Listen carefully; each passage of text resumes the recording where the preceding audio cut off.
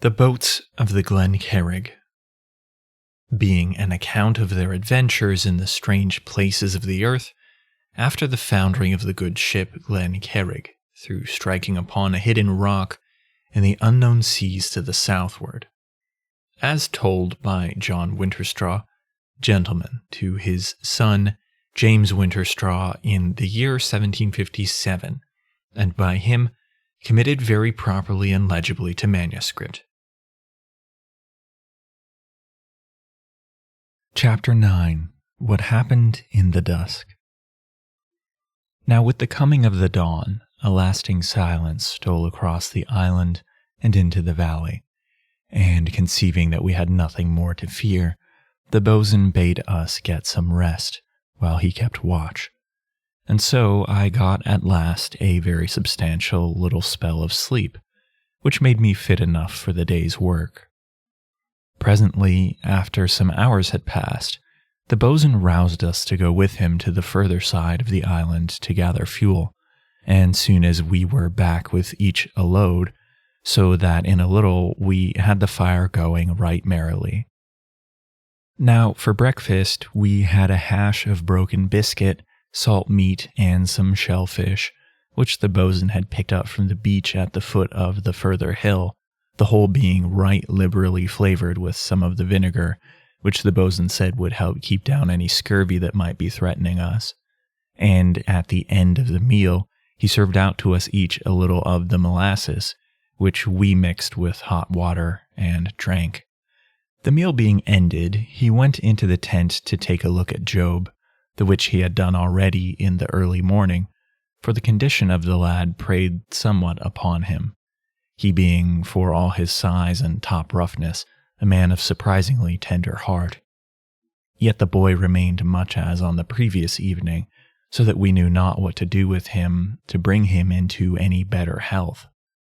One thing we tried, knowing that no food had passed his lips since the previous morning, and that was to get some little quantity of hot water, rum, and molasses down his throat, for it seemed to us he might die from very lack of food.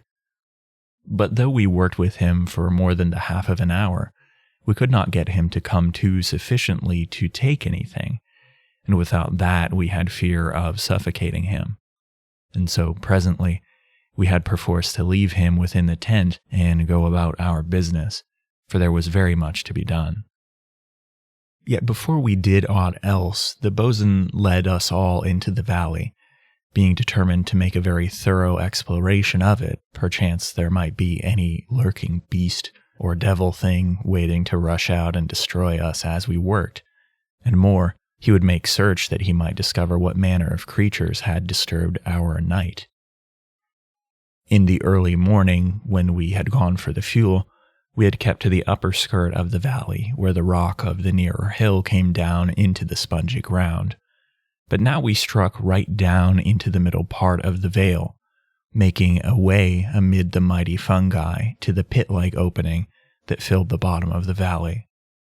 Now, though the ground was very soft, there was in it so much of springiness that it left no trace of our steps after we had gone on a little way,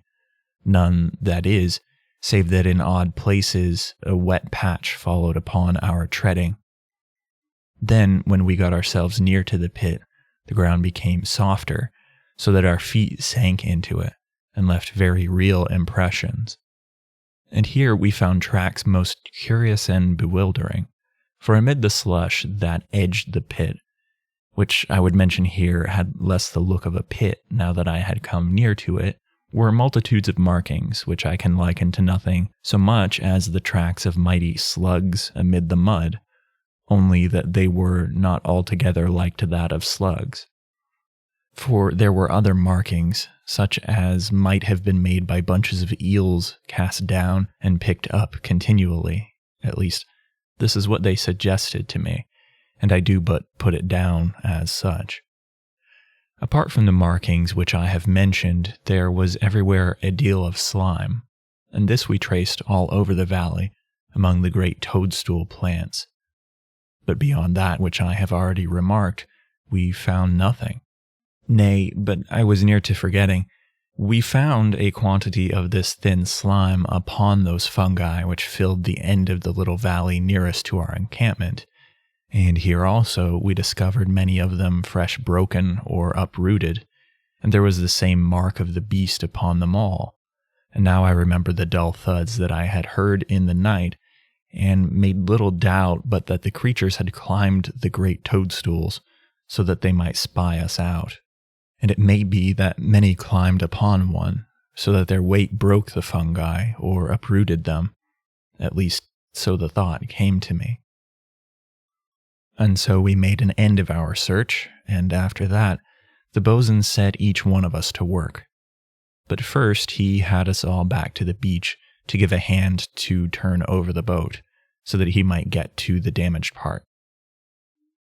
Now, having the bottom of the boat full to his view, he made discovery that there was other damage beside that of the burst plank, for the bottom plank of all had come away from the keel, which seemed to us a very serious matter, though it did not show when the boat was upon her bilges. Yet the bosun assured us that he had no doubts but that she could be made seaworthy, though it would take a greater while than hitherto he had thought needful. Having concluded his examination of the boat, the bosun sent one of the men to bring the bottom boards out of the tent, for he needed some planking for the repair of the damage. Yet when the boards had been brought, he needed still something which they could not supply, and this was a length of very sound wood of some 3 inches in breadth each way, which he intended to bolt against the starboard side of the keel, after he had gotten the planking replaced so far as was possible. He had hopes that by means of this device he would be able to nail the bottom plank to this, and then caulk it with oakum, so making the boat almost so sound as ever. Now, hearing him express his need for such a piece of timber, we were all adrift to know from whence such a thing could be gotten, until there came suddenly to me a memory of the mast and topmast upon the other side of the island, and at once I mentioned them. At that the bosun nodded, saying that we might get the timber out of it, though it would be a work requiring some considerable labor, in that we had only a handsaw and a small hatchet. Then he sent us across to be getting it clear of the weed, promising to follow when he had made an end of trying to get the 2 displaced planks back into position. Having reached the spars, we set to with a very good will to shift away the weed and wrack that was piled over them, and very much entangled with the rigging. Presently we had laid them bare, and so we discovered them to be in remarkably sound condition, the lower mast especially being a fine piece of timber. All the lower and topmast standing rigging was still attached, though in places the lower rigging was stranded so far as halfway up the shrouds. Yet there remained much that was good, and all of it quite free from rot, and of the very finest quality of white hemp, such as is to be seen only in the best found vessels. About the time that we had finished clearing the weed, the bosun came over to us, bringing with him the saw and the hatchet. Under his directions, we cut the lanyards of the topmast rigging, and after that sawed through the topmast just above the cap. Now this was a very tough piece of work, and employed us a great part of the morning, even though we took turn and turn at the saw. And when it was done, we were mightily glad that the bosun bade one of the men go over with some weed and make up the fire for dinner, after which he was to put on a piece of the salt meat to boil. In the meanwhile, the bosun had started to cut through the topmast, about 15 feet beyond the first cut, for that was the length of the batten he required. Yet so wearisome was the work that we had not gotten more than half through with it before the man whom the bosun had sent returned to say that the dinner was ready. When this was dispatched, and we had rested a little over our pipes, the bosun rose and led us back, for he was determined to get through with the topmast before dark. Presently, relieving each other frequently, we completed the second cut, and after that the bosun set us to saw a block about 12 inches deep from the remaining portion of the topmast. From this, when we had cut it, he proceeded to hew wedges with the hatchet. Then he notched the end of the 15-foot log, and into the notch he drove the wedges, and so towards evening, as much maybe by good luck as by good management, he had divided the log into 2 halves, the split running very fairly down the center. Now, perceiving how that it drew near to sundown, he bade the men haste and gather weed and carry it across to our camp. But one he sent along the shore to make a search for shellfish among the weed. Yet he himself ceased not to work at the divided log, and kept me with him as helper. Thus, within the next hour, we had a length maybe some 4 inches in diameter, split off the whole length of one of the halves, and with this he was very well content, though it seemed but a very little result for so much labor. By this time the dusk was upon us, and the men, having made an end of weed carrying, were returned to us, and stood about, waiting for the boatswain to go into camp. At this moment, the man the boatswain had sent to gather shellfish returned, and he had a great crab upon his spear, which he had spitted through the belly. This creature could not have been less than a foot across the back, and had a very formidable appearance, yet it proved to be a most tasty matter for our supper, when it had been placed for a while in boiling water. Now, so soon as this man was returned, we made at once for the camp, carrying with us the piece of timber which we had hewn from the topmast. By this time it was quite dusk, and very strange amid the great fungi as we struck across the upper edge of the valley toward the opposite beach. Particularly, I noticed that the hateful, moldy odor of these monstrous vegetables was more offensive than I had found it to be in the daytime, though this may be because I used my nose the more, in that I could not use my eyes to any great extent. We had gotten halfway across the top of the valley, and the gloom was deepening steadily, when there stole to me upon the calmness of the evening air a faint smell, something quite different from that of the surrounding fungi. A moment later I got a great whiff of it, and was near sickened with the abomination I smelled, but the memory of that foul thing which had come to the side of the boat in the dawn gloom, before we discovered the island, roused me to a terror beyond that of the sickness of my stomach, for suddenly I knew what manner of thing it was that had beslimed my face and throat upon the previous night, and left its hideous stench lingering in my nostrils. And, with the knowledge, I cried out to the boatswain to make haste, for there were demons with us in the valley. And at that, some of the men made to run, but he bade them in a very grim voice stay where they were, and keep well together, else would they be attacked and overcome, straggled all among the fungi in the dark. And this, being, I doubt not, as much in fear of the rounding dark as of the boatswain, they did. And so we came safely out of the valley, though there seemed to follow us a little lower down the slope an uncanny slithering. Now, so soon as we reached the camp, the boatswain ordered 4 fires to be lit, one on each side of the tent, and this we did, lighting them at the embers of our old fire, which we had most foolishly allowed to die down. When the fires had been got going, we put on the boiler and treated the great crab, as I have already mentioned, and so fell to upon a very hearty supper. But, as we ate, each man had his weapon stuck in the sand beside him, for we had knowledge that the valley held some devilish thing, or maybe many, though the knowing did not spoil our appetites. And so presently we came to an end of eating, whereat each man pulled out his pipe, intending to smoke. But the boatswain told one of the men to get him upon his feet and keep watch, else might we be in danger of surprise, with every man lolling upon the sand. And this seemed to me very good sense, for it was easy to see that the men too readily deemed themselves secure by reason only of the brightness of the fires about them. Now, whilst the men were taking their ease within the circle of the fires, the bosun lit one of the dips which we had out of the ship in the creek, and went in to see how Job was after the day's rest.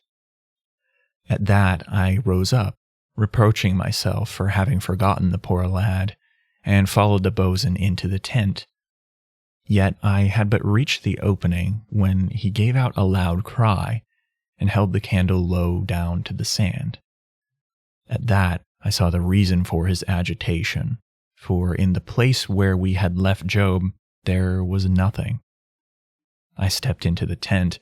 and in the same instant there came to my nostrils the faint odor of the horrible stench which had come to me in the valley, and before then from the thing that came to the side of the boat. And suddenly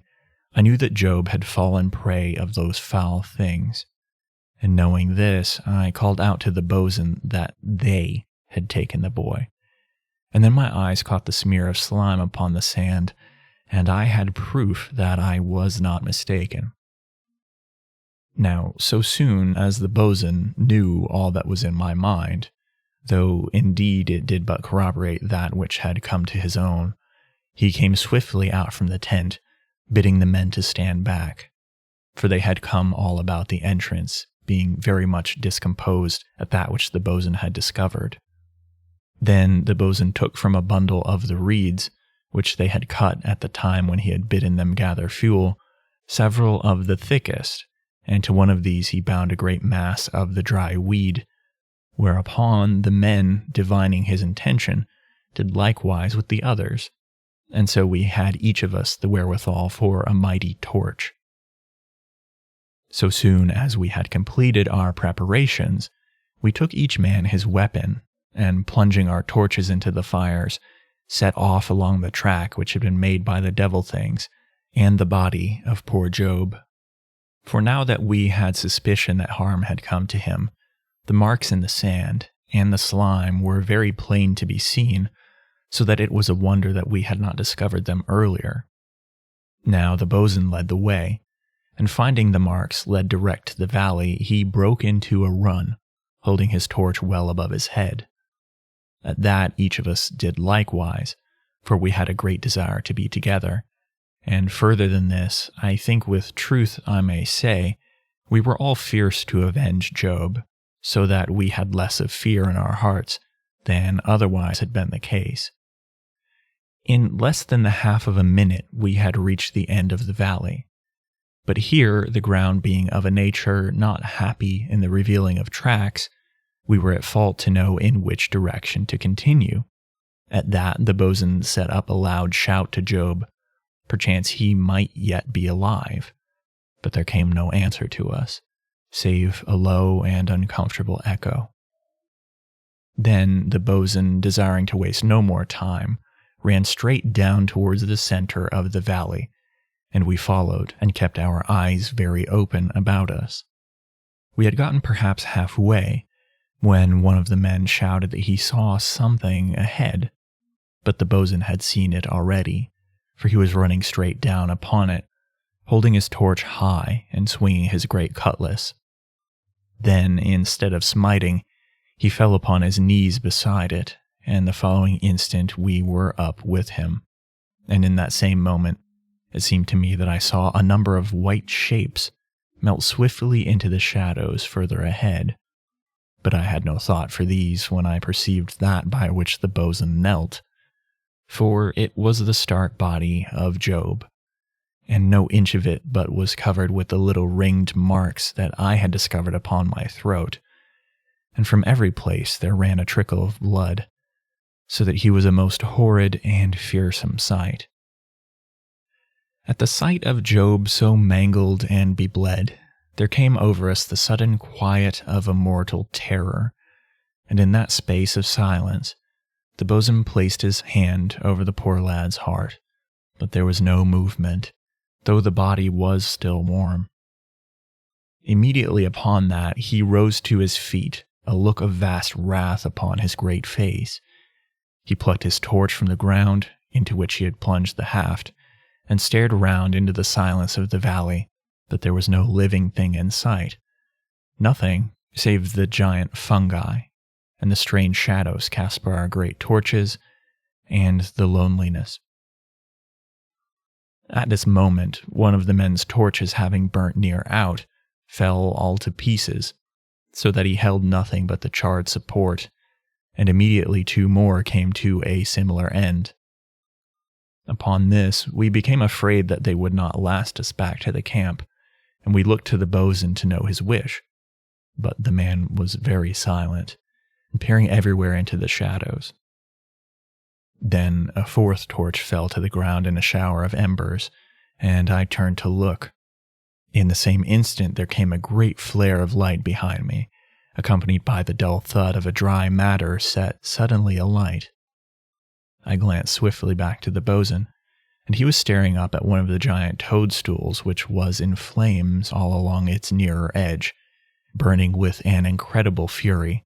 sending out spirits of flame, and anon giving out sharp retorts, and at each retort a fine powder was belched into thin streams, which, getting into our throats and nostrils, set us sneezing and coughing most lamentably, so that I am convinced, had any enemy come upon us at that very moment, we had been undone by reason of our uncouth helplessness. Now, whether it had come to the bosun to set alight this first of the fungi, I know not, for it may be that his torch coming by chance against it set it afire. However it chanced, the bosun took it as a veritable hint from Providence, and was already setting his torch to one a little further off, while the rest of us were near to choking with our coughing and sneezing. Yet that were we so suddenly overcome by the potency of the powder, I doubt if a full minute passed before we were each one busied after the manner of the bosun, and those whose torches had burned out knocked flaming pieces from the burning fungus, and with these impaled upon their torch sticks did so much execution as any. And thus it happened that within 5 minutes of this discovery of Job's body, the whole of that hideous valley sent up to heaven the reek of its burning, while we, filled with murderous desires, ran hither and thither with our weapons, seeking to destroy the vile creatures that had brought the poor lad to so unholy a death. Yet nowhere could we discover any brute or creature upon which to ease our vengeance, and so presently, the valley becoming impassable by reason of the heat, the flying sparks, and the abundance of the acrid dust, we made back to the body of the boy, and bore him thence to the shore. And during all that night no man of us slept, and the burning of the fungi sent up a mighty pillar of flame out of the valley, as out of the mouth of a monstrous pit, and when the morning came it still burned. Then, when it was daylight, some of us slept, being greatly awearied, but others kept watch.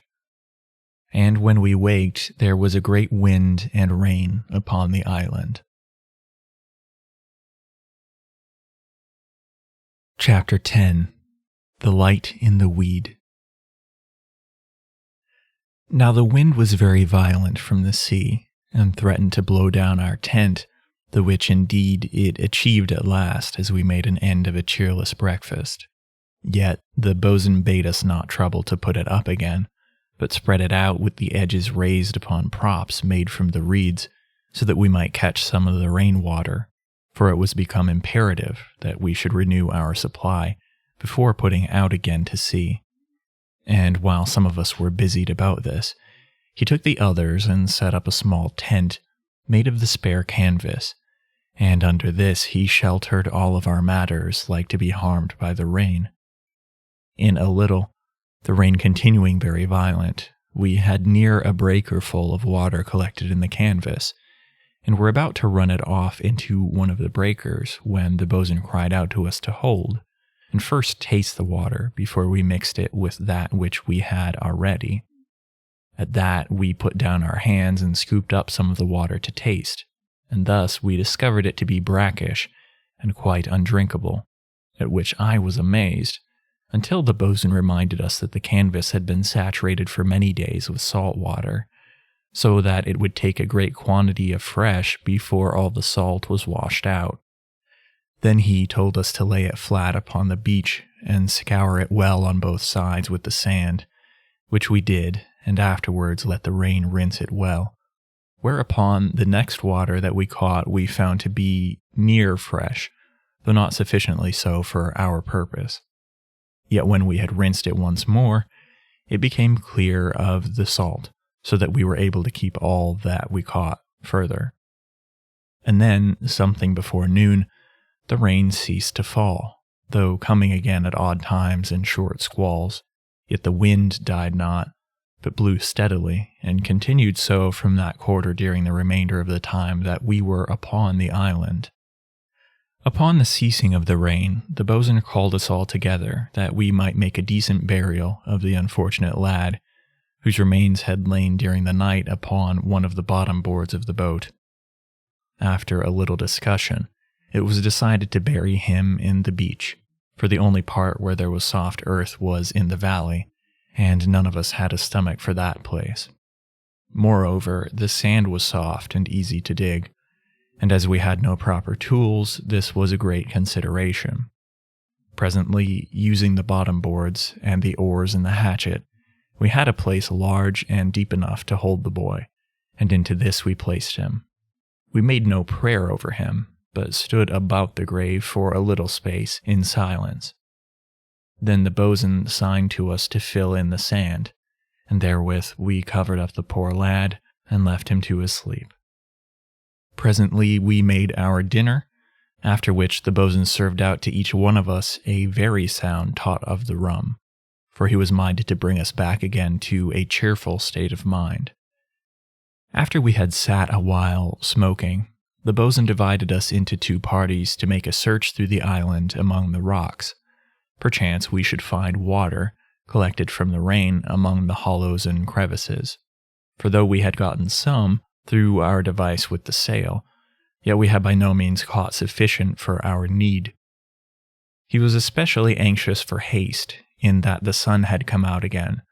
for he was feared that such small pools as we would find would be speedily dried up by the sun's heat. Now the boatswain headed one party, and set the big seamen over the other, bidding all to keep their weapons very handy. Then he set out to the rocks about the base of the nearer hill, sending the others to the farther and greater one, and in each party we carried an empty breaker slung from a couple of the stout reeds, so that we might pull all such driblets as we should find straight away into it before they had time to vanish into the hot air. And for the purpose of bailing up the water, we had brought with us our tin pannikins, and one of the boat's bailers also. In a while, and after much scrambling amid the rocks, we came upon a little pool of water that was remarkably sweet and fresh,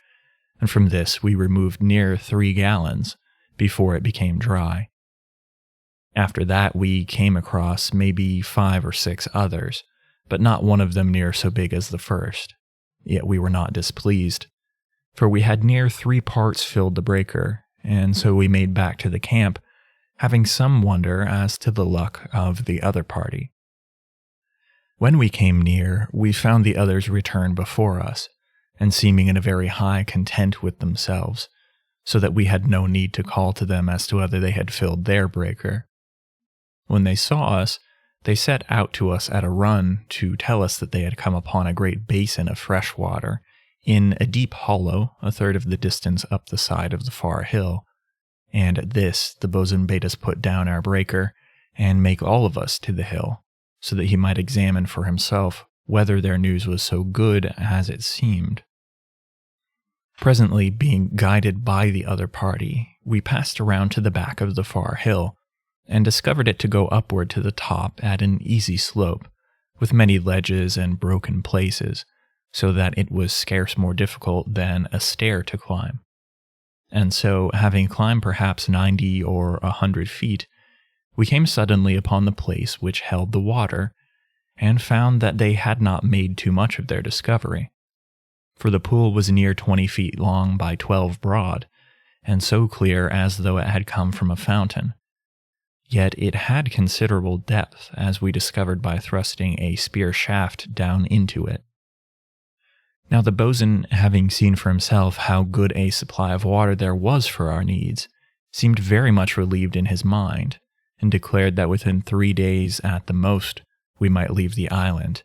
at which we felt none of us any regret. Indeed, had the boat escaped harm, we had been able to leave that same day, but this could not be, for there was much to be done before we had her seaworthy again. Having waited until the bosun had made complete his examination, we turned to descend, thinking that this would be the bosun's intent, but he called to us to stay, and looking back, we saw that he made to finish the ascent of the hill. At that we hastened to follow him, though we had no notion of his reason for going higher. Presently we were come to the top, and here we found a very spacious place, nicely level save that in 1 or 2 parts it was crossed by deep cracks, maybe half a foot to a foot wide, and perhaps 3 to 6 fathoms long. But apart from these and some great boulders, it was, as I have mentioned, a spacious place. Moreover, it was bone dry and pleasantly firm under one's feet after so long upon the sand. I think even thus early I had some notion of the bosun's design, for I went to the edge that overlooked the valley and peered down, and finding it nigh a sheer precipice, found myself nodding my head as though it were in accordance with some part-formed wish. Presently, looking about me, I discovered the bosun to be surveying that part which looked over towards the weed, and I made across to join him. Here, again, I saw that the hill fell away very sheer, and after that we went across to the seaward edge, and there it was near as abrupt as on the weed side. Then, having by this time thought a little upon the matter, I put it straight to the bosun that here would make indeed a very secure camping place, with nothing to come at us upon our sides or back, and our front, which was where the slope came up, could be watched with ease. And this I put to him with great warmth, for I was mortally in dread of the coming night. When I had made an end of speaking, the bosun disclosed to me that this was, as I had suspicion, his intent, and immediately he called to the men that we should haste down and ship our camp to the top of the hill. At that, the men expressed their approbation, and we made haste every one of us down to the camp, and began straightway to move our gear to the hilltop. In the meanwhile, the bosun, taking me to assist him, set to again upon the boat, being intent to get his batten nicely shaped and fit to the side of the keel so that it would bed well to the keel, but more particularly to the plank which had sprung outward from its place. And at this he labored the greater part of that afternoon, using the little hatchet to shape the wood, which he did with surprising skill. Yet when the evening was come, he had not brought it to his liking, but it must not be thought that he did naught but work at the boat, for he had the men to direct, and once he had to make his way to the top of the hill to fix the place for the tent. And after the tent was up, he set them to carry the dry weed to the new camp, and at this he kept them until near dusk, for he had vowed never again to be without a sufficiency of fuel. But 2 of the men he sent to collect shellfish, putting 2 of them to the task because he would not have one alone upon the island, not knowing but that there might be danger, even though it were still bright day.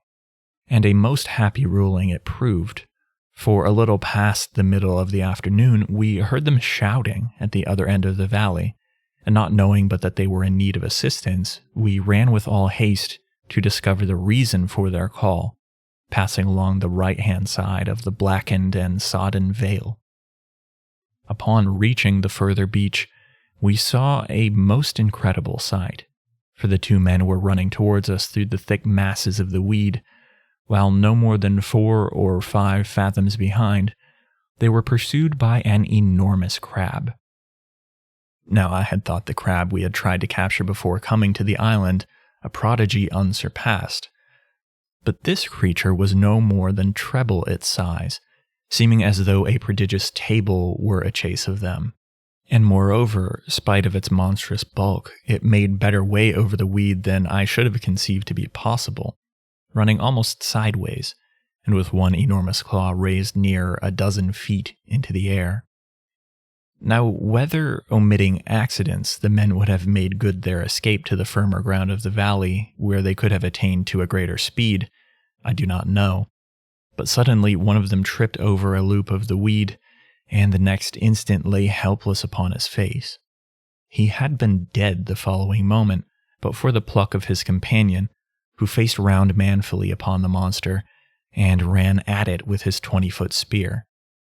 It seemed to me that the spear took it about a foot below the overhanging armor of the great back shell,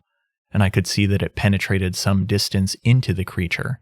the man having, by the aid of Providence, stricken it in a vulnerable part. Upon receiving this thrust, the mighty crab ceased at once its pursuit, and clipped at the haft of the spear with its great mandible, snapping the weapon more easily than I had done the same thing to a straw.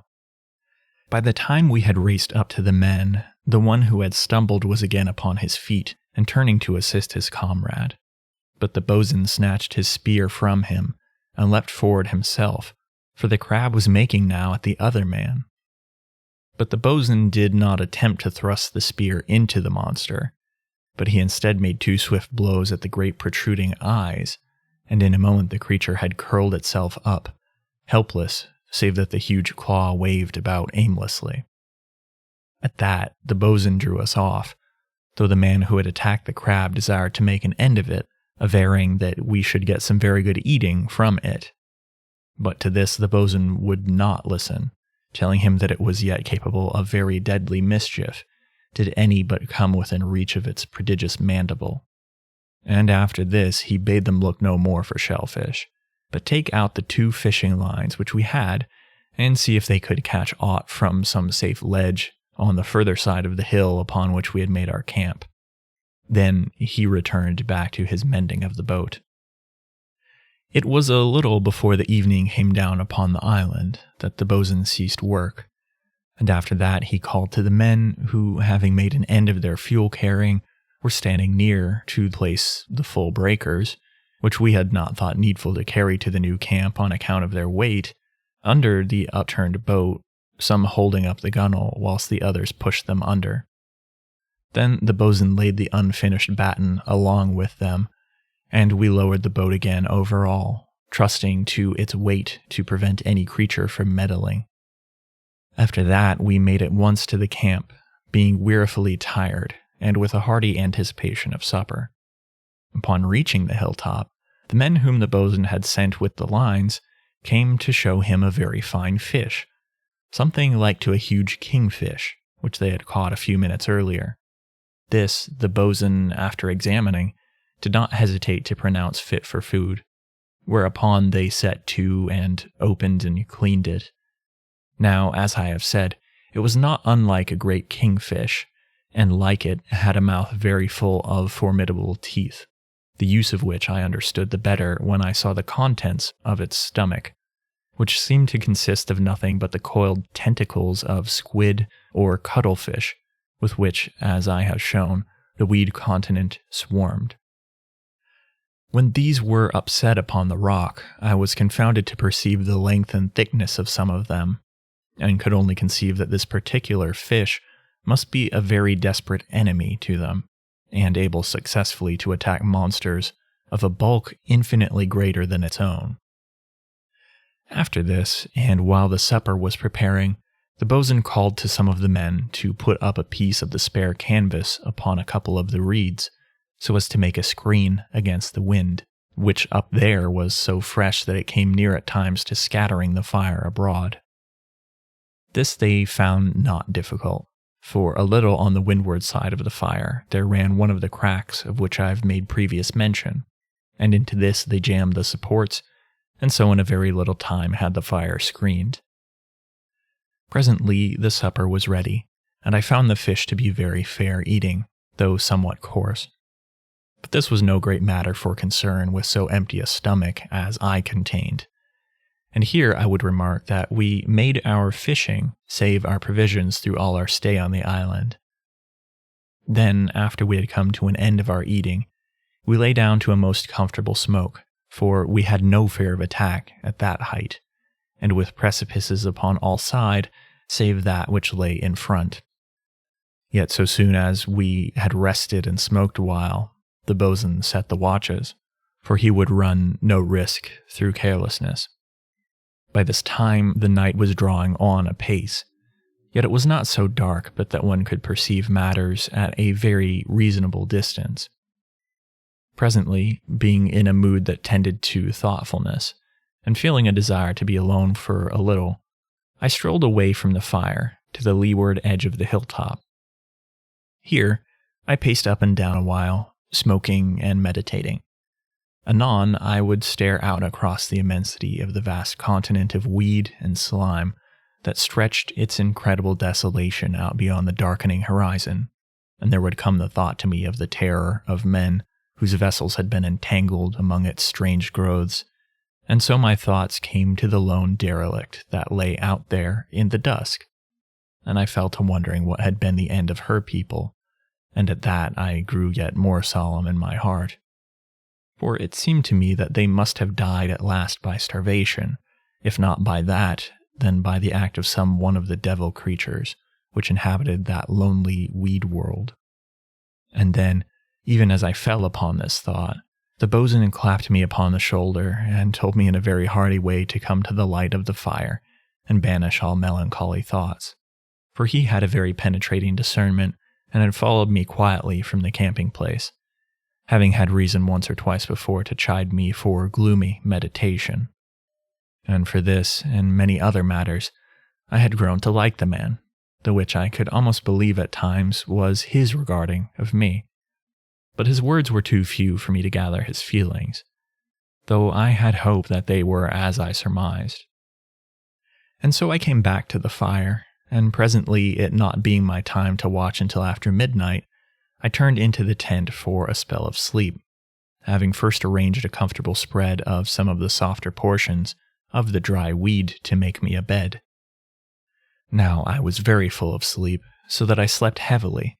and in this wise heard not the man on watch call the boatswain. Yet the rousing of the others waked me, and so I came to myself and found the tent empty,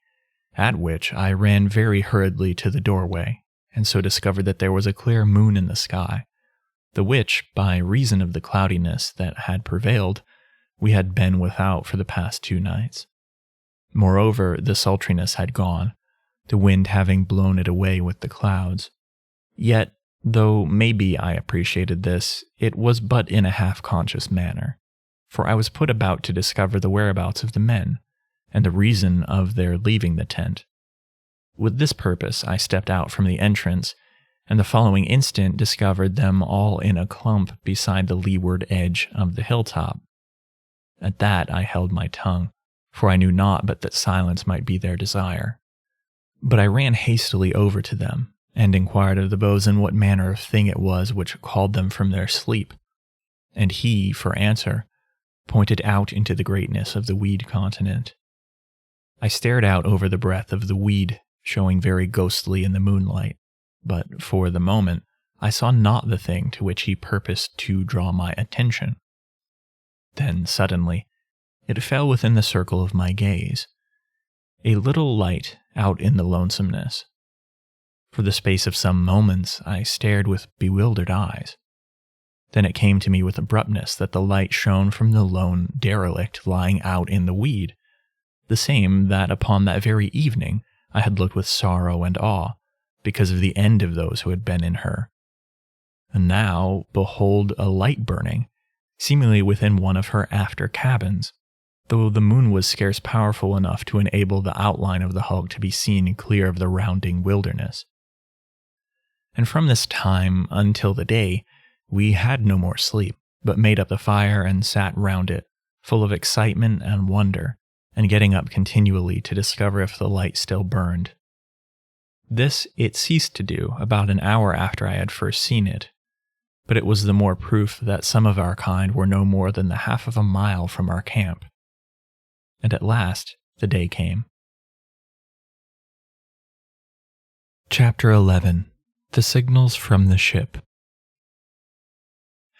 Now, so soon as it was clearly light, we went all of us to the leeward brow of the hill to stare upon the derelict, which now we had cause to believe no derelict, after all, but an inhabited vessel. Yet though we watched her for upwards of 2 hours, we could discover no sign of any living creature, the which, indeed, had we been in cooler minds, we had not thought strange, seeing that she was also shut in by the great superstructure. But we were hot to see a fellow creature, after so much lonesomeness and terror in strange lands and seas, and so could not by any means contain ourselves in patience until those aboard the hulk should choose to discover themselves to us. And so at last, being wearied with watching, we made it up together to shout when the boatswain should give us the signal, by this means making a good volume of sound which we conceived the wind might carry down to the vessel. Yet though we raised many shouts, making as it seemed to us a very great noise, there came no response from the ship, and at last we were fain to cease from our calling, and ponder some other way of bringing ourselves to the notice of those within the hulk. For a while we talked, some proposing one thing and some another, but none of them seeming like to achieve our purpose. And after that we fell to marveling that the fire which we had lit in the valley had not awakened them to the fact that some of their fellow creatures were upon the island. For, had it, we could not suppose but that they would have kept a perpetual watch upon the island until such time as they should have been able to attract our notice. Nay, more than this, it was scarce credible that they should not have made an answering fire, or set some of their bunting above the superstructure, so that our gaze should be arrested upon the instant we chanced to glance toward the hulk. But so far from this, there appeared even a purpose to shun our attention, for that light which we had viewed in the past night was more in the way of an accident than of the nature of a purposeful exhibition. And so presently we went to breakfast, eating heartily, our night of wakefulness having given us mighty appetites. But for all that, we were so engrossed by the mystery of the lonesome craft that I doubt if any of us knew what manner of food it was with which we filled our bellies. For first one view of the matter would be raised, and when this had been combated, another would be broached. And in this wise it came up finally that some of the men were falling in doubt whether the ship was inhabited by anything human, saying rather that it might be held by some demonic creature of the great weed continent. At this proposition, there came among us a very uncomfortable silence, for not only did it chill the warmth of our hopes, but seemed like to provide us with a fresh terror, who were already acquainted with too much. Then the boatswain spoke, laughing with a hearty contempt at our sudden fears, and pointed out that it was just as like that they aboard the ship had been put in fear by the great blaze from the valley, as that they should take it for a sign that fellow creatures and friends were at hand. For, as he put it to us, who of us could say what fell brutes and demons the weed continent did hold? And if we had reason to know that there were very dread things among the weed, how much more must they, who had, for all that we knew, been many years beset around by such? And so, as he went on to make clear, we might suppose that they were very well aware there had come some creatures to the island, yet maybe they desired not to make themselves known until they had been given sight of them, and because of this, we must wait until they chose to discover themselves to us. Now, when the boatswain had made an end, we felt each one of us greatly cheered, for his discourse seemed very reasonable.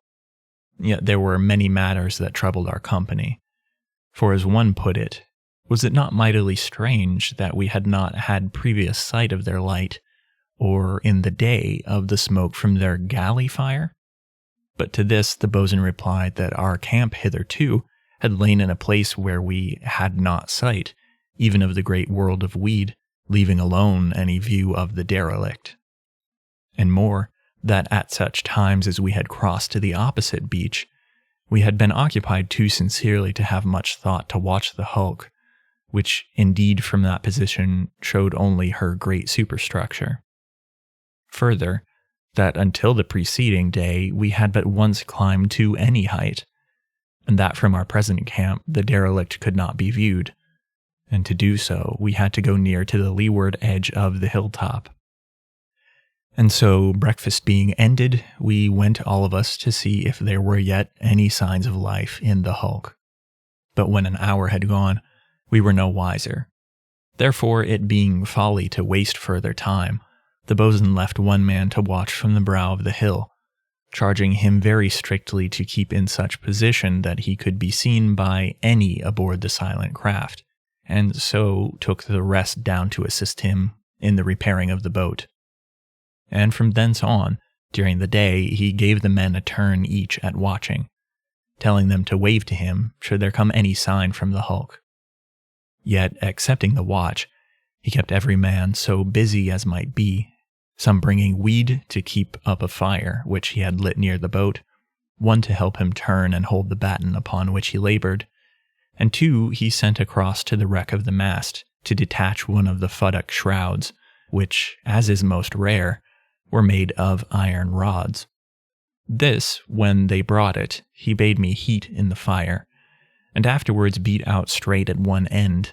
and when this was done, he set me to burn holes with it through the keel of the boat, at such places as he had marked, these being for the bolts with which he had determined to fasten on the batten. In the meanwhile, he continued to shape the batten until it was a very good and true fit according to his liking. And all the while he cried out to this man and to that one to do this or that, and so I perceived that apart from the necessity of getting the boat into seaworthy condition, he was desirous to keep the men busied, for they were become so excited at the thought of fellow creatures almost within hail that he could not hope to keep them sufficiently in hand without some matter upon which to employ them. Now it must not be supposed that the boatswain had no share of our excitement, for I noticed that he gave ever and anon a glance to the crown of the far hill. Perchance the watchman had some news for us. Yet the morning went by, and no signal came to tell us that the people in the ship had designed to show themselves to the man upon watch, and so we came to dinner. At this meal, as might be supposed, we had a second discussion upon the strangeness of the behavior of those aboard the hulk, yet none could give any more reasonable explanation than the boatswain had given in the morning, and so we left it at that. Presently, when we had smoked and rested very comfortably, for the boatswain was no tyrant, mind you, we rose at his bidding to descend once more to the beach. But at this moment, one of the men having run to the edge of the hill to take a short look at the hulk, cried out that a part of the great superstructure over the quarter had been removed or pushed back, and that there was a figure there, seeming so far as his unaided sight could tell, to be looking through a spyglass at the island. Now it would be difficult to tell of all our excitement at this news, and we ran eagerly to see for ourselves if it could be as he informed us. And so it was. For we could see the person very clearly, though remote and small because of the distance. That he had seen us, we discovered in a moment, for he began very suddenly to wave something, which I judged to be the spyglass, in a wild manner, seeming also to be jumping up and down. Yet I doubt not but that we were as much excited, for suddenly I discovered myself to be shouting with the rest in a most insane fashion, and moreover I was waving my hands and running to and fro upon the brow of the hill. Then I observed that the figure on the hulk had disappeared, but it was for no more than a moment, and then it was back, and there were near a dozen with it, and it seemed to me that some of them were females, but the distance was over great for surety. Now these, all of them, seeing us upon the brow of the hill, where we must have shown up plain against the sky, began at once to wave in a very frantic way, and we, replying in like manner, shouted ourselves hoarse with vain greetings. But soon as we grew wearied of the unsatisfactoriness of this method of showing our excitement, and one took a piece of the square canvas and let it stream out into the wind, waving it to them, and another took a second piece and did likewise, while a third man rolled up a short bit into a cone and made use of it as a speaking trumpet, though I doubt if his voice carried any the further because of it. For my part, I had seized one of the long bamboo-like reeds which were lying about near the fire, and with this I was making a very brave show. And so it may be seen how very great and genuine was our exultation upon our discovery of these poor people, shut off from the world within that lonesome craft. Then suddenly it seemed to come to us to realize that they were among the weed and we upon the hilltop, and that we had no means of bridging that which lay between. And at this we faced one another to discuss what we should do to effect the rescue of those within the hulk. Yet it was little that we could even suggest, for though one spoke of how he had seen a rope cast by means of a mortar to a ship that lay offshore, yet this helped us not, for we had no mortar. But here the same man cried out that they in the ship might have such a thing, so that they would be able to shoot the rope to us, and at this we thought more upon his saying, for if they had such a weapon, then might our difficulties be solved. Yet we were greatly at a loss to know how we should discover whether they were possessed of one, and further to explain our design to them. But here the boatswain came to our help, and bade one man go quickly and char some of the reeds in the fire, and while this was doing, he spread out upon the rock one of the spare lengths of canvas. Then he sung out to the man to bring him one of the pieces of charred reed, and with this he wrote our question upon the canvas, calling for fresh charcoal as he required it. Then, having made an end of writing, he bade two of the men take hold of the canvas by the ends and expose it to the view of those in the ship, and in this manner we got them to understand our desires. For presently some of them went away and came back after a little, and held up for us to see a very great square of a white, and upon it a great No. And at this we were again at our wits' end to know how it would be possible to rescue those within the ship. For suddenly our whole desire to leave the island was changed into a determination to rescue the people in the hulk. And indeed, had our intentions not been such, we had been veritable curs. Though I am happy to tell that we had no thought at this juncture, but for those who were now looking to us to restore them once more to the world to which they had been so long strangers. Now, as I have said, we were again at our wits' end to know how to come at those within the hulk, and there we stood all of us, talking together. Perchance we should hit upon some plan, and anon we would turn and wave to those who watched us so anxiously. Yet a while passed, and we had come no nearer to a method of rescue. Then a thought came to me, waked perchance by the mention of shooting the rope over to the hulk by means of a mortar, how that I had read once in a book of a fair maid whose lover effected her escape from a castle by a similar artifice, only that in his case he made use of a bow in place of a mortar, and a cord instead of a rope, his sweetheart hauling up the rope by means of the cord. Now it seemed to me a possible thing to substitute a bow for the mortar, if only we could find the material with which to make such a weapon, and with this in view, I took up one of the lengths of the bamboo-like reed and tried the spring of it, which I found to be very good, for this curious growth of which I have spoken hitherto as a reed had no real resemblance to that plant, beyond its appearance, it being extraordinarily tough and woody, and having considerably more nature than a bamboo. Now having tried the spring of it, I went over to the tent, and cut a piece of samsonlin, which I found among the gear, and with this and the reed I contrived a rough bow. Then I looked about until I came upon a very young and slender reed which had been cut with the rest, and from this I fashioned some sort of an arrow, feathering it with a piece of one of the broad stiff leaves which grew upon the plant, and after that I went forth to the crowd about the leeward edge of the hill. Now when they saw me thus armed, they seemed to think that I intended a jest, and some of them laughed, conceiving that it was a very odd action on my part. But then when I explained that which was in my mind, they ceased from laughter, and shook their heads, making that I did but waste time. For, as they said, nothing save gunpowder could cover so great a distance. After that, they turned again to the boatswain, with whom some of them seemed to be in argument. And so for a little space I held my peace and listened. Thus I discovered that certain of the men advocated the taking of the boat so soon as it was sufficiently repaired, and making a passage through the weed to the ship, which they proposed to do by cutting a narrow canal. But the boatswain shook his head, and reminded them of the great devilfish and crabs and the worse things which the weed concealed, saying that those in the ship would have done it long since had it been possible, and at that the men were silenced, being robbed of their unreasoning ardor by his warning. Then just at that point there happened a thing which proved the wisdom of that which the boatswain contended.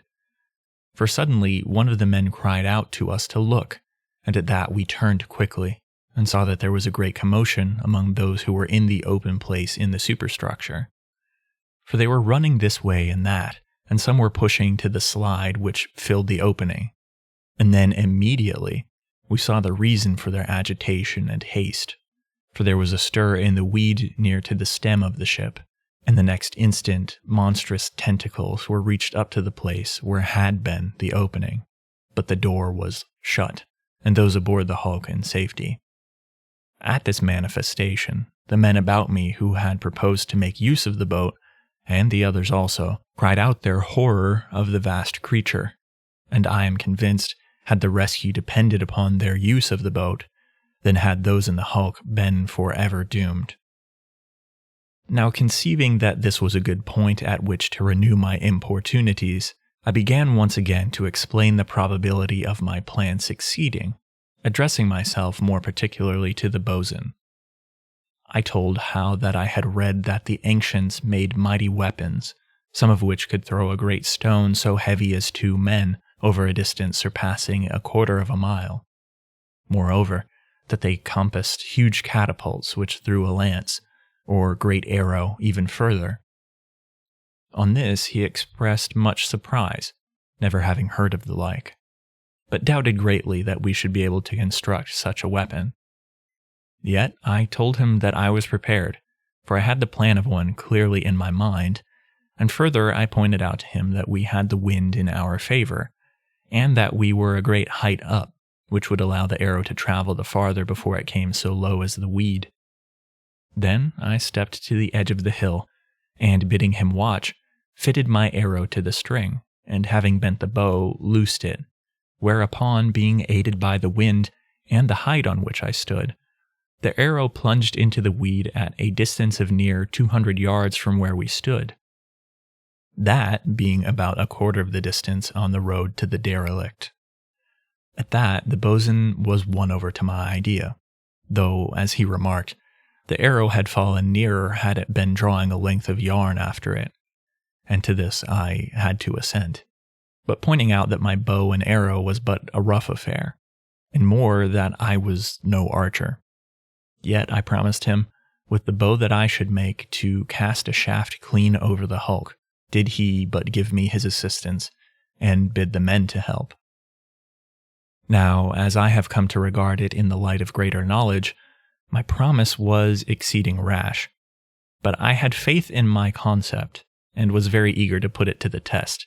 the which, after much discussion at supper, it was decided I should be allowed to do. Chapter 12. The Making of the Great Bow. The 4th night upon the island was the first to pass without incident. It is true that a light showed from the hulk out in the weed, but now that we had made some acquaintance with her inmates, it was no longer a cause for excitement so much as contemplation. As for the valley where the vile things had made an end of Job, it was very silent and desolate under the moonlight, for I made a point to go and view it during my time on watch. Yet, for all that it lay empty, it was still very eerie, and a place to conjure up uncomfortable thoughts, so that I spent no great time pondering it. This was the second night on which we had been free from the terror of the devil things, and it seemed to me that the great fire had put them in fear of us and driven them away. But of the truth or error of this idea, I was to learn later. Now, it must be admitted that apart from a short look into the valley and occasional starings at the light out in the weed, I gave little attention to aught but my plans for the great bow, and to such use did I put my time that when I was relieved, I had each particular and detail worked out, so that I knew very well just what to set the men doing so soon as we should make a start in the morning. Presently, when the morning had come, and we had made an end of breakfast, we turned to upon the great bow, the boatswain directing the men under my supervision. Now, the first matter to which I bent attention was the raising, to the top of the hill, of the remaining half of that portion of the topmast, which the boatswain had split in twain to procure the batten for the boat. To this end, we went down, all of us, to the beach where lay the wreckage, and getting about the portion which I intended to use, carried it to the foot of the hill. Then we sent a man to the top to let down the rope by which we had moored the boat to the sea anchor, and when we had bent this on securely to the piece of timber, we returned to the hilltop and tailed on to the rope, and so presently, after much weariful pulling, had it up. The next thing I desired was that the split face of the timber should be rubbed straight, and this the boatswain understood to do, and whilst he was about it, I went with some of the men to the grove of reeds, and here, with great care, I made a selection of some of the finest, these being for the bow, and after that I cut some which were very clean and straight, intending them for the great arrows. With these we returned once more to the camp, and there I set to and trimmed them of their leaves, keeping these latter, for I had use for them. Then I took a dozen reeds and cut them each to a length of 25 feet, and afterwards notched them for the strings. In the meanwhile, I had sent 2 men down to the wreckage of the masts to cut away a couple of the hempen shrouds and bring them to the camp. And they, appearing about this time, I set to work to unlay the shrouds, so that they might get out the fine white yarns which lay beneath the outer covering of tar and blacking. These, when they had come at them, we found to be very good and sound. And this being so, I bid them make 3 yarn sennet, meaning it for the strings of the bows. Now, it will be observed that I have said bows, and this I will explain. It had been my original intention to make one great bow, lashing a dozen of the reeds together for the purpose. But this, upon pondering it, I conceived to be but a poor plan, for there would be much life and power lost in the rendering of each piece through the lashings when the bow was released. To obviate this, and further to compass the bending of the bow, the which had at first been a source of puzzlement to me as to how it was to be accomplished, I had determined to make 12 separate bows, and these I intended to fasten at the end of the stock one above the other, so that they were all in one place vertically, and because of this conception, I should be able to bend the bows one at a time, and slip each string over the catch notch, and afterwards frap the 12 strings together in the middle part, so that they would be but one string to the butt of the arrow. All this I explained to the boatswain, who indeed had been exercised in his own mind as to how we should be able to bend such a bow as I intended to make, and he was mightily pleased with my method of evading this difficulty, and also one other, which else had been greater than the bending, and that was the stringing of the bow, which would have proved very awkward work. Presently the boatswain called out to me that he had got the surface of the stock sufficiently smooth and nice,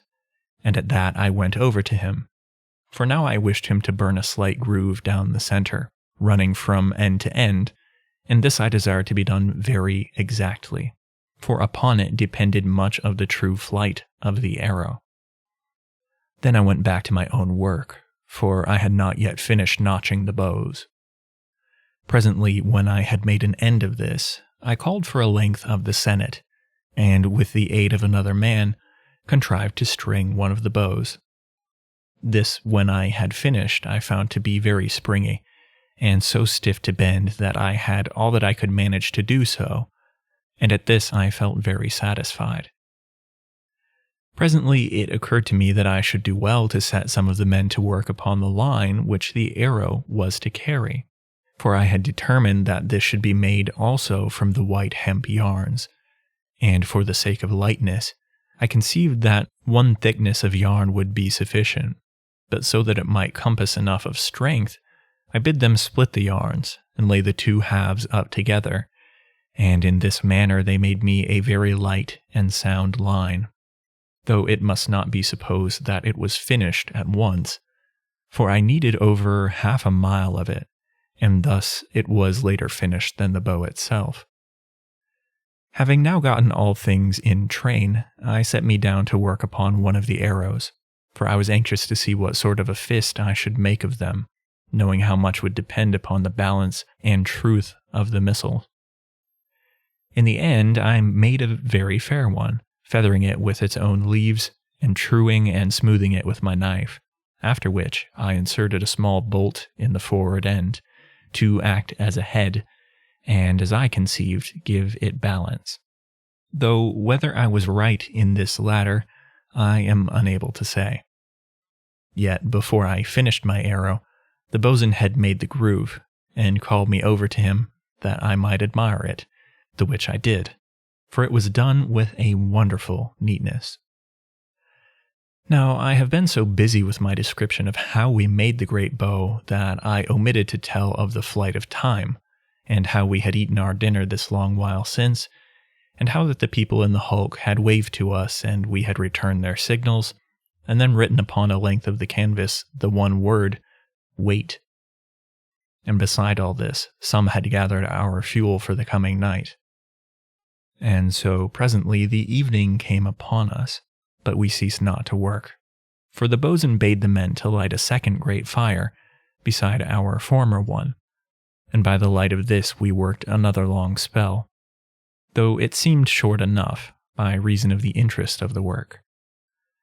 Yet at last the boatswain bade us to stop and make supper, which we did, and after that he set the watches, and the rest of us turned in, for we were very weary. In spite of my previous weariness, when the man whom I relieved called me to take my watch, I felt very fresh and wide awake, and spent a great part of the time, as on the preceding night, in studying over my plans for completing the great bow,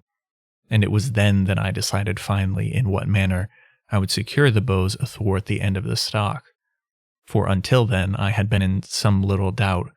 being divided between several methods. Now, however, I concluded to make 12 grooves across the sawn ends of the stock, and fit the middles of the bows into these, one above the other, as I have already mentioned, and then to lash them at each side to bolts driven into the sides of the stock. And with this idea I was very well pleased, for it promised to make them secure, and this without any great amount of work.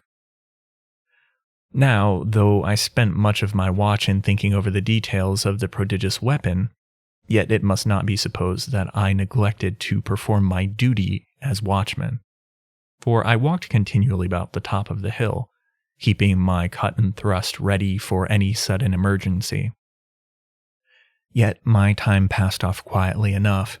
though it is true that I witnessed one thing which brought me a short spell of disquiet thought. It was in this wise. I had come to that part of the hilltop which overhung the valley, and it came to me, abruptly, to go near to the edge and look over. Thus, the moon being very bright, and the desolation of the valley reasonably clear to the eye, it appeared to me, as I looked, that I saw a movement among certain of the fungi which had not burnt, but stood up shriveled and blackened in the valley. Yet by no means could I be sure that it was not a sudden fancy, born of the eeriness of that desolate-looking vale, the more so as I was like to be deceived because of the uncertainty which the light of the moon gives. Yet, to prove my doubts, I went back until I had found a piece of rock easy to throw, and this, taking a short run, I cast into the valley, aiming at the spot where it had seemed to me that there had been a movement. Immediately upon this, I caught a glimpse of some moving thing, and then, more to my right, something else stirred, and at this I looked towards it, but could discover nothing. Then, looking back at the clump at which I had aimed my missile, I saw that the slime-covered pool, which lay near, was all a-quiver, or so it seemed. Yet the next instant I was just as full of doubt, for even as I watched it, I perceived that it was quite still, and after that for some time I kept a very strict gaze into the valley, yet could nowhere discover aught to prove my suspicions,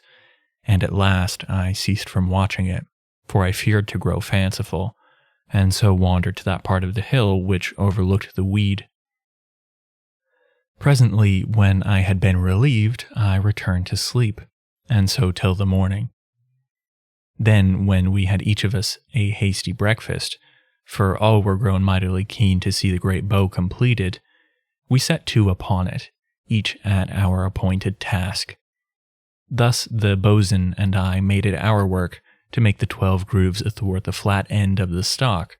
into which I proposed to fit and lash the bows, and this we accomplished by means of the iron futtock shroud, which we heated in its middle part, and then, each taking an end, protecting our hands with canvas, we went one on each side and applied the iron, until at length we had the grooves burnt out very nicely and accurately. This work occupied us all the morning, for the grooves had to be deeply burnt, and in the meantime, the men had completed near enough sennet for the stringing of the bows. Yet those who were at work on the line which the arrow was to carry had scarce made more than half, so that I called off one man from the sennet to turn to and give them a hand with the making of the line. When dinner was ended, the boatswain and I set to about fitting the bows into their places, which we did, and lashed them to 24 bolts, 12 aside, driven into the timber of the stock, about 12 inches in from the end. After this, we bent and strung the bows, taking very great care to have each bent exactly as the one below it, for we started at the bottom. And so before sunset, we had that part of our work ended. Now, because the 2 fires which we had lit on the previous night had exhausted our fuel, the boatswain deemed it prudent to cease work, and go down all of us to bring up a fresh supply of the dry seaweed, and some bundles of the reeds. This we did, making an end of our journeyings just as the dusk came over the island. Then, having made a second fire, as on the preceding night, we had first our supper, and after that another spell of work, all the men turning to upon the line which the arrow was to carry, while the boatswain and I set to, each of us, upon the making of a fresh arrow, for I had realized that we should have to make 1 or 2 flights before we could hope to find our range and make true our aim. Later, maybe about 9 of the night, the boatswain bade us all to put away our work, and then he set the watches, after which the rest of us went into the tent to sleep, for the strength of the wind made the shelter a very pleasant thing. That night, when it came my turn to watch, I minded me to take a look into the valley, but though I watched at intervals through the half of an hour, I saw nothing to lead me to imagine that I had indeed seen aught on the previous night, and so I felt more confident in my mind that we should be troubled no further by the devil things which had destroyed poor Job. Yet I must record one thing which I saw during my watch, though this was from the edge of the hilltop which overlooked the weed continent, and was not in the valley, but in the stretch of clear water which lay between the island and the weed. As I saw it, it seemed to me that a number of great fish were swimming across from the island, diagonally towards the great continent of weed. They were swimming in one wake, and keeping a very regular line, but not breaking the water after the manner of porpoises or blackfish. Yet, though I have mentioned this, it must not be supposed that I saw any very strange thing in such a sight, and indeed I thought nothing more of it than to wonder what sorts of fish they might be. For as I saw them indistinctly in the moonlight, they made a queer appearance, seeming each of them to be possessed of 2 tails, and further, I could have thought I perceived a flicker as of tentacles just beneath the surface, but of this I was by no means sure. Upon the following morning, having hurried our breakfast, each of us set to again upon our tasks, for we were in hopes to have the great bow at work before dinner. Soon the boatswain had finished his arrow, and mine was completed very shortly after, so that there lacked nothing now to the completion of our work, save the finishing of the line, and the getting of the bow into position. This latter, assisted by the men, we proceeded now to effect, making a level bed of rocks near the edge of the hill, which overlooked the weed. Upon this we placed the great bow, and then, having sent the men back to their work at the line, we proceeded to the aiming of the huge weapon. Now when we had gotten the instrument pointed, as we conceived, straight over the hulk, the which we accomplished by squinting along the groove which the boatswain had burnt down the center of the stock, we turned to upon the arranging of the notch and trigger, the notch being to hold the strings when the weapon was set, and the trigger, a board bolted on loosely at the side just below the notch, to push them upwards out of this place when we desired to discharge the bow. This part of the work took up no great portion of our time, and soon we had all ready for our first flight. Then we commenced to set the bows, bending the bottom one first, and then those above in turn, until all were set. And after that, we laid the arrow very carefully in the groove. Then I took 2 pieces of spun yarn and frapped the strings together at each end of the notch, and by this means I was assured that all the strings would act in unison when striking the butt of the arrow. And so we had all things ready for the discharge, whereupon I placed my foot upon the trigger, and bidding the boatswain watch carefully the flight of the arrow, pushed downwards. The next instant, with a mighty twang, and a quiver that made the great stock stir on its bed of rocks, the bow sprang to its lesser tension, hurling the arrow outwards and upwards in a vast arc. Now it may be conceived with what mortal interest we watched its flight, and so in a minute discovered that we had aimed too much to the right, for the arrow struck the weed ahead of the hulk, but beyond it. At that I was filled near to bursting with pride and joy, and the men who had come forward to witness the trial shouted to acclaim my success, while the boatswain clapped me twice upon the shoulder to signify his regard, and shouted as loud as any. And now it seemed to me that we had but to get the true aim, and the rescue of those in the hulk would be but a matter of another day or 2. For, having once gotten a line to the hulk, we should haul across a thin rope by its means, and with this a thicker one, after which we should set this up so taut as possible, and then bring the people in the hulk to the island by means of a seat and block which we should haul to and fro along the supporting line. Now, having realized that the bow would indeed carry so far as the wreck, we made haste to try our second arrow, and at the same time we bade the men go back to their work upon the line, for we should have need of it in a very little while. Presently, having pointed the bow more to the left, I took the frappings off the strings, so that we could bend the bows singly, and after that we set the great weapon again.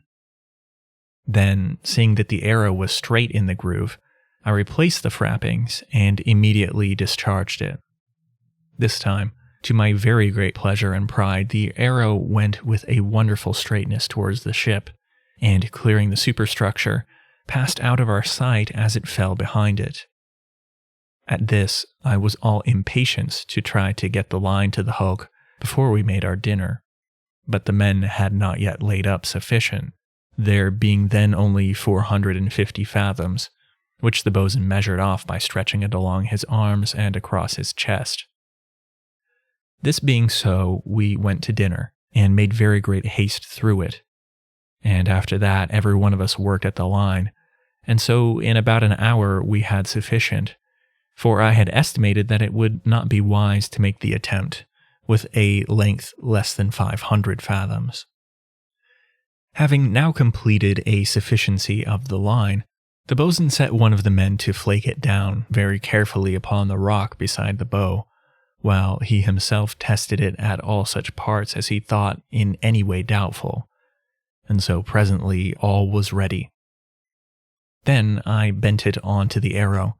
and having set the bow while the men were flaking down the line, I was prepared immediately to discharge the weapon. Now, all the morning, a man upon the hulk had observed us through a spyglass, from a position that brought his head just above the edge of the superstructure, and being aware of our intentions, having watched the previous flights, he understood the bosun when he beckoned to him that we had made ready a third shot, and so, with an answering wave of his spyglass, he disappeared from our sight. At that, having first turned to see that all were clear of the line, I pressed down the trigger, my heart beating very fast and thick, and so in a moment the arrow was sped. But now, doubtless because of the weight of the line, it made nowhere near so good a flight as on the previous occasion, the arrow striking the weed some 200 yards short of the hulk, and at this I could near have wept with vexation and disappointment. Immediately upon the failure of my shot, the bosun called to the men to haul in the line very carefully, so that it should not be parted through the arrow catching in the weed. Then he came over to me and proposed that we should set to at once to make a heavier arrow, suggesting that it had been lack of weight in the missile which had caused it to fall short. At that I felt once more hopeful, and turned to at once to prepare a new arrow, the bosun doing likewise, though in his case he intended to make a lighter one than that which had failed. For, as he put it, though the heavier one fell short, yet might the lighter succeed, and if neither, then we could only suppose that the bow lacked power to carry the line, and in that case we should have to try some other method altogether. Now, in about 2 hours I had made my arrow, the bosun having finished his a little earlier, and so, the men having hauled in all the line and flaked it down ready, we prepared to make another attempt to cast it over the hulk. Yet a second time we failed, and by so much that it seemed hopeless to think of success. But for all that it appeared useless, the bosun insisted on making a last try with the light arrow, and presently, when we had gotten the line ready again, we loosed upon the wreck. But in this case, so lamentable was our failure, that I cried out to the bosun to set the useless thing upon fire and burn it, for I was sorely irked by its failure, and could scarce abide to speak civilly of it. Now, the bosun, perceiving how I felt, sung out that we would cease troubling about the hulk for the present, and go down all of us to gather reeds and weed for the fire, for it was drawing nigh to evening, and this we did, though all in a disconsolate condition of mind, for we had seemed so near to success, and now it appeared to be further than ever from us. In a little, having brought up a sufficiency of fuel, the bosun sent 2 of the men down to one of the ledges which overhung the sea, and bade them look whether they could not secure a fish for our supper. Then, taking our places about the fire, we fell to upon a discussion as to how we should come at the people in the hulk. Now, for a while there came no suggestion worthy of notice, until at last there occurred to me a notable idea, and I called out suddenly that we should make a small fire balloon and float off the line to them by such means. At that, the men about the fire were silent a moment, for the idea was new to them, and moreover they needed to comprehend just what I meant. Then, when they had come fully at it, the one who had proposed that they should make spears of their knives, cried out to know why a kite would not do, and at that I was confounded, in that so simple an expedient had not occurred to any of us before. For surely it would be but a little matter to float a line to them by means of a kite,